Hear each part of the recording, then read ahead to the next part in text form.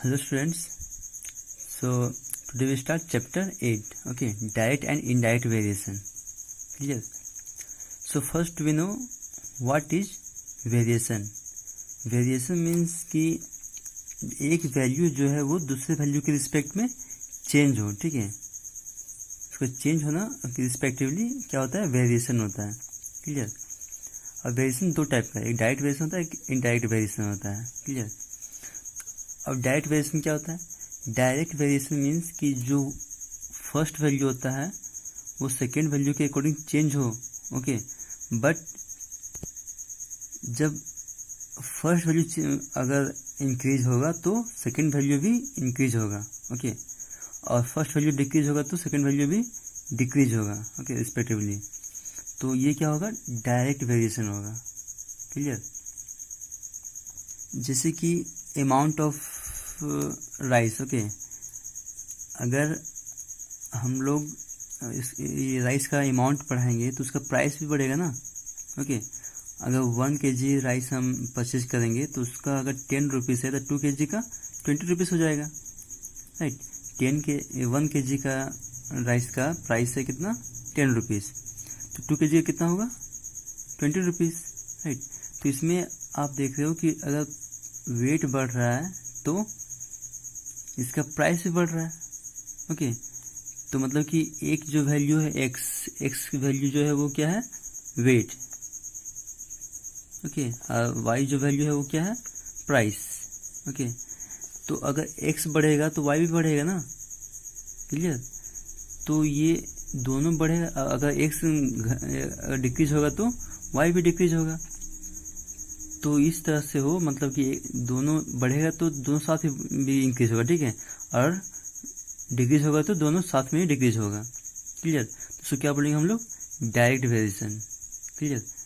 इसको हम लोग कैसे डिनोट करते हैं?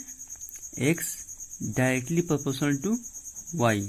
ओके, ये प्रोपोर्शनलिटी का साइन है. ठीक है, और इसको अगर ये प्रोपोर्शनलिटी साइन हटता है तो क्या आता है यहाँ पे? एक्स इक्वल टू के वाई. क्लियर? प्रोपोर्शनलिटी साइन हटा देते तो यहाँ पे के आ जाता है. ठीक है, ये कांस्टेंट है. क्लियर? और इसको हम लोग लिख सकते हैं क्या? एक्स ये वाई इधर मल्टीप्लाई में था कि डिवाइड में हो जाएगा. X by Y equal to के. क्लियर? तो डायरेक्ट वेरिएशन जो होता है उसको अगर डिवाइड करोगे आप तो उसका जो वैल्यू होगा कांस्टेंट आएगा हमेशा. जैसे कि इसमें जो था हम बताए थे क्या कि 1 kg का 10 रुपीज़ है तो 2 kg का 20 रुपीज़. ओके, 1 kg का 10 रुपीज़ तो 2 kg का 20 रुपीज़. ओके, तो ये एक्स का वैल्यू है, ये वाई का वैल्यू है. तो हम एक्स बाई वाई करें तो कितना आएगा? 1/10. ठीक है, फिर इसको करेंगे तो 2/20 है, तो इसको डिवाइड करेंगे तो ये भी क्या आएगा? 1/10 आएगा. ठीक है, देखो आप यहाँ पे ये 1/10 आया, ये भी 1/10 आया. क्लियर? तो ये कांस्टेंट आएगा. ओके, यही मैंने लिखा है यहाँ पर. अगर डायरेक्ट वेरिएशन में एक्स और वाई को और डिवाइड करोगे तो उसका वैल्यू क्या आएगा? कांस्टेंट आएगा. ठीक है, कांस्टेंट आएगा डिवाइड करने के बाद. क्लियर? तो ये होता है कि डायरेक्ट वेरिएशन. ओके, क्लियर हो गया ना आपको? डायरेक्ट वेरिएशन क्या होता है? डायरेक्ट वेरिएशन मीन्स कि अगर दो वैल्यू है, ठीक है, दो वैल्यू है तो अगर एक वैल्यू इंक्रीज होगा तो दूसरा वैल्यू भी इंक्रीज होगा. अगर फर्स्ट वैल्यू डिक्रीज होगा तो दूसरा वैल्यू भी डिक्रीज होगा. Okay, clear? अगर इंक्रीज होगा तो दोनों इंक्रीज होगा. ठीक है, और डिक्रीज होगा तो दोनों डिक्रीज होगा, दोनों वैल्यू. जैसे कि अगर राइस का वेट होगा, राइस का वेट जो है वो बढ़ेगा तो उसका प्राइस भी बढ़ेगा. अगर 1 kg का 10 रुपीज़ है तो 2 kg का 20. तो ये वेट है तो वेट बढ़ा तो प्राइस भी बढ़ा ना. क्लियर? तो यही अगर वेट दोनों वैल्यू बढ़ेगा या दोनों वैल्यू घटेगा तो क्या होगा? डायरेक्ट वेरिएशन होगा. ओके, और डायरेक्ट वेरिएशन को हम क्या लिखते हैं? X directly proportional to Y. ये जो साइन है वो क्या है? प्रोपोर्शनलिटी का साइन है. ठीक है, अगर ये साइन हम हटाते तो क्या आता है यहाँ पे? इक्वल के बाद के. ठीक है, ये के कांस्टेंट आता है. ठीक है, ये प्रोपोर्शनलिटी साइन हटता है तो यहाँ पे क्या आता है? के. क्लियर? तो अब ये के ये वाई क्या है? मल्टीप्लाई में, इधर आके ये डिवाइड में हो जाएगा. इक्वल टू के. के मीन्स कांस्टेंट. ओके, के मीन्स क्या होता है? कांस्टेंट होता है. कांस्टेंट. क्लियर? इसका मतलब ये हुआ कि डायरेक्ट वेरिएशन में अगर दोनों वैल्यू को हम लोग डिवाइड करेंगे तो क्या आएगा, कांस्टेंट आएगा। ओके, जैसे कि यहाँ पे देखो, अगर 1 kg राइस का 10 रुपीज़ है और 2 kg का 20 रुपीज़, तो एक्स और वाई को डिवाइड करेंगे तो कितना आएगा, 1/10। इसमें भी एक्स और वाई को डिवाइड करेंगे तो कितना आएगा, 1/10। देखो तो इसमें ये वैल्यू सेम है ना, सेम है, मतलब कि कांस्टेंट है, ये चेंज नहीं होगा। तो वही हम बोल रहे हैं यहाँ पे कि एक्स मतलब दो वैल्यू रहेगा तो उसको दोनों को डिवाइड करेंगे तो वो कांस्टेंट आएगा, ठीक है, चेंज नहीं होगा, वो सेम आएगा, जैसे इसमें आया ना वैसे ही। क्लियर? तो ये क्या होता है, डायरेक्ट वेरिएशन ये होता है। ओके, अब एक क्वेश्चन से समझते हैं इसको। इसे देखो, अब यहाँ क्वेश्चन है आपका एक्सरसाइज 8.1 का, ठीक है, एक्सरसाइज 8.1 का फर्स्ट क्वेश्चन है आपका। The cost of 6 book is Rs 192। Okay, and find the cost of 15 such books. Okay, इसमें 6 बुक्स का प्राइस कितना है, 192 रुपीज़। ओके, तो 15 बुक्स का कितना होगा, ठीक है। तो इसमें आपको फाइंड आउट क्या करना है, देखो कि लेट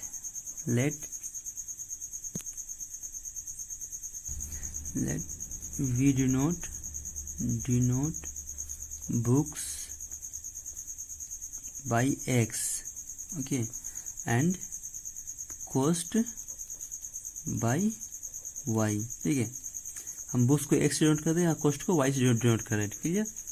तो हम इसमें इससे टेबल बनाएंगे, ठीक है, ऐसे टेबल बनाएंगे। यहाँ पे एक टेबल हमने बनाया यहाँ पे एक्स और वाई। ओके, एक्स वाई ऐसे टेबल बनाएंगे हम लोग। ओके, अब एक्स क्या है, बुक है, और वाई क्या है, कॉस्ट है। यहाँ पे लिख दो आप, ये कॉस्ट। ओके, तो बुक्स कितना है, 6 बुक्स का कितना प्राइस है, 6 बुक्स का 192 रुपीज़ है, राइट। तो find the cost of 15 such books. Okay, तो 15 बुक्स का कितना प्राइस है वो हमको फाइंड आउट करना है। ओके, ये ऐसा टेबल बनाना है आपको, ठीक है। जब ऐसा क्वेश्चन आएगा तो ऐसे ही आप टेबल बनाओगे, ठीक है, तो एक्स वाई के फॉर्म में। ये 8.1 में या 8.2 में जो भी क्वेश्चन होगा उसमें 2 ही वेरिएबल होगा, ठीक है, 2 ही वेरिएबल मैक्सिमम होगा, ठीक है। तो उसको आप एक्स से डिनोट करना एक को और दूसरे को वाई से डिनोट करना। ओके, तो हम एक्स वाई से डिनोट किए, तो ये बुक से ये कॉस्ट है उसका, ठीक है। तो 6 बुक्स का 192 रुपीज़, तो 15 बुक्स का कितना होगा ये इसमें पूछा है, ठीक है। तो यहाँ पे मान लो कि एक्स रुपीज़ है, एक्स है मान लो, ठीक है, एक्स रुपीज़ है, मतलब कि ये 15 बुक्स का एक्स रुपीज़ कॉस्ट है। ओके, तो अब इसमें देखना आप कि ये टेबल बन गया आपका। ओके, तो इसमें आप ये करना कि इसको हमेशा क्रॉस मल्टीप्लाई करना, ठीक है, क्रॉस मल्टीप्लाई। डायरेक्ट वेरिएशन में हमेशा क्रॉस मल्टीप्लाई करना। ओके, ऐसे डायरेक्ट वेरिएशन में हमेशा क्रॉस मल्टीप्लाई करना आप। ओके, तो 6 into X equal to 192 into 15, ठीक है। तो 6x इक्वल टू, इसको मल्टीप्लाई करें कितना आएगा, 2880। ओके, ये आएगा, ठीक है। अब इसमें x equal to 2880 by 6 divide कर देंगे, कितना आएगा, 2 3 6, 2 2 4 8, 2 4 8 0। ओके, फिर 3 3 3 6,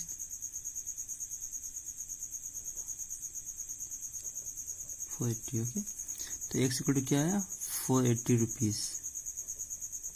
क्लियर? ये हुआ आपका आंसर, 480 रुपीज़ फर्स्ट का, 8.1 का। ओके, तो ये याद रखना आप कि डायरेक्ट वेरिएशन में हमेशा क्रॉस मल्टीप्लाई करते हैं। क्लियर? अब इनडायरेक्ट वेरिएशन, ठीक है, ये एक्सरसाइज 8.2 का है। Okay, exercise 8.2 right. 8.2 में क्या है, इनडायरेक्ट वेरिएशन है, ठीक है। और ये क्या था, एक्सरसाइज 8.1 का था। ओके, एक्सरसाइज 8.1 का था ये। क्लियर? एक्सरसाइज 8.2 में क्या है, इनडायरेक्ट वेरिएशन। ओके, एक्सरसाइज 8.2 में क्या है, indirect variation.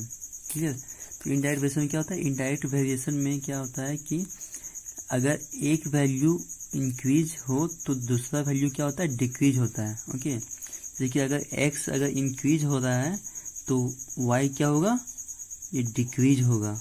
Okay, okay, just opposite इसमें होता है, ठीक है, कि अगर 1 वैल्यू इंक्रीज होगा तो ये वैल्यू डिक्रीज होगा, अगर ये इंक्रीज होगा तो ये डिक्रीज होगा। Okay, clear. ओके,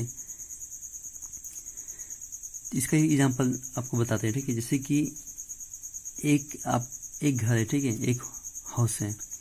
एक हाउस को बनाने के लिए अगर 16 लेबर लगता है, ठीक है, 16 लेबर। ओके, एक हाउस को बनाने के लिए 16 लेबर लगता है। ओके, 16 लेबर लगता है कितना दिन में, क्लियर। अगर 16 लेबर एक हाउस को 8 डेज में कंप्लीट करता है, ठीक है, 8 डेज में। अगर 16 लेबर एक हाउस को, ओके, 1 हाउस, क्लियर, 16 लेबर एक हाउस को बनाने में 8 डेज लगाता है। ओके, तो अगर यहाँ लेबर का जो नंबर है अगर कम हो जाएगा, 8 लेबर हो जाएगा तो 8 लेबर हो जाएगा तो कितने डेज लगेगा? 16 लेबर था, 8 डेज में कंप्लीट कर रहा था हाउस, ठीक है। और 8 लेबर होगा तो कितना डेज में कंप्लीट करेगा? अगर 16 लेबर 8 डेज में कंप्लीट कर रहा है एक हाउस, तो 8 लेबर कितना दिन में कंप्लीट करेगा? 16 डेज में कंप्लीट करेगा, राइट। तो देखो आप इसमें अगर लेबर का नंबर ज़्यादा है तो डेज कम लग रहा है, ठीक है, और लेबर का नंबर कम है तो डेज ज़्यादा लग रहा है, ठीक है। मतलब कि ये अगर लेबर का संख्या घट रहा है तो डेज का संख्या बढ़ रहा है। ओके, मतलब कि ये एक्स वैल्यू मान लो लेबर और डेज को वाई वैल्यू मान लो आप, ठीक है। तो अगर एक्स बढ़ रहा है, ये घट रहा है तो डेज बढ़ रहा है, मतलब एक्स घट रहा है तो वाई बढ़ रहा है। ओके, तो अगर 1 वैल्यू इंक्रीज करेगा और सेकेंड वैल्यू डिक्रीज करेगा तो क्या होगा? इनडायरेक्ट वेरिएशन होगा। ओके, दैट मीन्स कि ये अपोजिट होता है, ठीक है। अगर 1 वैल्यू इंक्रीज करे और दूसरा वैल्यू डिक्रीज करे तो क्या होता है? वो इनडायरेक्ट वेरिएशन होता है। ओके, इसको हम लोग कैसे लिखते हैं? X inversely proportional to y, ऐसा लिखते हैं, ठीक है, ऐसे, क्लियर।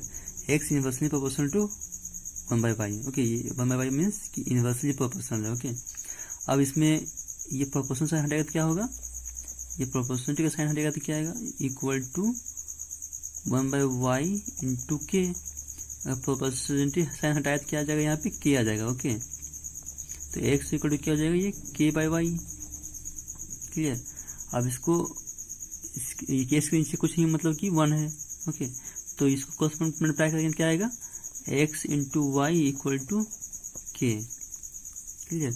दैट मीन्स कि इनडायरेक्ट वेरिएशन में अगर x और y का वैल्यू को मल्टीप्लाई करेंगे तो कांस्टेंट आएगा। ओके, जैसे अब इसमें देखो 16 8 कितना होता है? 128। ओके, 128 होता है ना 16 8 जा, ठीक है। ये x और y की वैल्यू मल्टीप्लाई किया कितना है? 128। फिर इसको मल्टीप्लाई करेंगे तो कितना आएगा? 128, क्लियर। तो इनडायरेक्ट वेरिएशन में क्या होता है कि अगर x और y की वैल्यू को मल्टीप्लाई करेंगे तो कांस्टेंट आएगा। देखो कांस्टेंट आया ना, ये चेंज नहीं हो रहा है ना, चेंज नहीं हो रहा है, सेम वैल्यू आया ना, तो कांस्टेंट यही वैल्यू आएगा हमेशा अगर इनडायरेक्ट वेरिएशन होगा तो, ठीक है। मतलब कि क्वेश्चन दिया हुआ रहेगा, उसमें अगर वैल्यू को x और y की वैल्यू को मल्टीप्लाई करोगे क्या आएगा? कांस्टेंट आएगा, एक ही नंबर आएगा, ठीक है, डिफरेंट नंबर नहीं आएगा, एक ही नंबर आएगा आपको हमेशा। ओके, ये क्या होगा? ये क्या हो गया? Indirect variation. ओके, एक बार फिर हम बता रहे हैं कि इनडायरेक्ट वेरिएशन में एक वैल्यू अगर बढ़ता है तो दूसरा वैल्यू घटता है, ठीक है। मतलब कि 1 वैल्यू इंक्रीज करेगा तो दूसरा वैल्यू क्या होगा? डिक्रीज करेगा, क्लियर। उसको हम लोग किस डिनोट करते हैं? As directly inversely proportional to 1/y। Okay, that means कि अगर हम लोग इनडायरेक्ट वेरिएशन में एक्स और वाई की वैल्यू को मल्टीप्लाई करेंगे तो कांस्टेंट आएगा। ओके, इनडायरेक्ट वेरिएशन में क्या करते हैं हम लोग? मल्टीप्लाई करते हैं। ओके, और ये डायरेक्ट वेरिएशन में क्या कर रहे थे हम लोग? डिवाइड कर रहे थे। ये डिफरेंस आप समझना। ओके, तो ये था इनडायरेक्ट वेरिएशन, क्लियर। अब इसका कुछ एक क्वेश्चन करते हैं हम, ठीक है। जैसे 8.2 कौन सा है? इनडायरेक्ट वेरिएशन, ठीक है। तो 8.2 का हम एक क्वेश्चन ले रहे हैं। Okay, 18 laborers can construct a road in 15 days. How many laborers are needed to complete the same road in 10 days? Okay, तो इसको भी हम लोग क्या करेंगे, एक्स और वाई में टेबल में बनाएंगे, ठीक है, ऐसा, क्लियर। तो इसमें मान लो कि लेबर्स क्या है, एक्स है, ओके, और डेज क्या है, वाई है, क्लियर। यहाँ लिख दो, let labours equal to x and day equal to y, clear. अब लेबर एक्स है तो कितना लेबर इसमें, 18 labours can construct a house, construct a road in 15 day, ठीक है। 18 लेबर जो है वो एक रोड 15 डेज में कंप्लीट करता है, ठीक है। ये 18 लेबर 15 डेज में कंप्लीट किया, ओके। तो how many labours needed to complete the same road in 10 day, ठीक है। 10 डेज में कितना लेबर उसको कंप्लीट करेगा, ठीक है। तो ये डे 10 डे दिया हुआ है, कितना लेबर ये मालूम नहीं है, वो नहीं मालूम है, ठीक है। इसको मान लो एक्स है, ओके। देखो इसमें अगर ये लेबर, ओके, लेबर बढ़ेगा तो डेज कम लगेगा ना, 18 लेबर 15 डेज में किया है तो 10 डेज में कितना लेबर चाहिए, मतलब कि अगर 18 लेबर 15 डेज में कर रहा है तो 10 डेज में करने के लिए कितना लेबर चाहिए, मतलब कि काम जल्दी खत्म करना है ना हमको, रोड जल्दी बनाना पड़ेगा, तो उसमें और लेबर की जरूरत पड़ेगा, तभी तो जल्दी फास्ट काम होगा, ओके। अगर हमको फास्ट काम करना है, फास्ट रोड बनाना है, मतलब फास्टली जल्दी से बनाना है रोड, ठीक है। तो अगर 18 लेबर 15 डेज में कर रहा है तो 10 डेज में कितना, मतलब ये डेज कम हो गया ना हमारा, तो इसमें और लेबर लगाना पड़ेगा हमको, तभी तो जल्दी काम होगा, ओके। दैट मीन्स कि इसमें ये वैल्यू, इसमें डेज वैल्यू डिक्रीज कर रहा है तो ये लेबर का वैल्यू क्या होगा, इंक्रीज होगा। तो ये क्या हो गया, इनडायरेक्ट वेरिएशन, ओके। और इनडायरेक्ट वेरिएशन में आप ये बात याद रखना कि इसको ऊपर नीचे मल्टीप्लाई करते हैं, ठीक है, ये ऊपर नीचे, ओके, ऐसा 18 into 15 equal to 10 into x, okay, ऐसा कर, ठीक है। डायरेक्ट में देखो, डायरेक्ट में आपको क्रॉस मल्टीप्लाई करना था, ठीक है, लेकिन इनडायरेक्ट में आपको ऊपर नीचे मल्टीप्लाई करना है, ठीक है, टेबल बना के ऊपर नीचे मल्टीप्लाई करना है, क्लियर। तो 18 इंटू 15 एंड 10 इंटू एक्स, ठीक है, तो 10x इक्वल टू कितना हो जाएगा, 18 इंटू 15 कितना होगा, 270, ओके। अब इसमें x इक्वल टू 270/10, तो इसको कट करेंगे कितना आएगा, 27, x equal to 27, clear. That means कि x इक्वल टू कितना आ जाएगा हमारा आंसर, 27 में। अगर दैट मीन्स कि 18 लेबर्स 15 डे में अगर रोड कंप्लीट कर रहा है तो 10 डेज में हमको 27 लेबर चाहिए, ठीक है। अगर रोड को हम लोग को 10 डेज में कंप्लीट करना है बना के, तो हमको 27 लेबर चाहिए, क्लियर। ये हुआ आपका आंसर, ओके। तो इस टाइप का आप लोग एक्सरसाइज 8.1 और 8.2 पूरा ट्राई करना, ठीक है, पूरा ट्राई करना, पूरा सॉल्व करना, ओके। और जो क्वेश्चन नहीं बने वो आप व्हाट्सएप में पूछ सकते हैं, ओके। वैसे जो इम्पोर्टेंट, जो मतलब कि जो क्वेश्चन कॉम्प्लिकेटेड होगा वो हम सोल्यूशन आपको भेजेंगे, ठीक है। जो कॉम्प्लिकेटेड क्वेश्चन होगा उसको हम आपको सोल्यूशन भेज देंगे, क्लियर।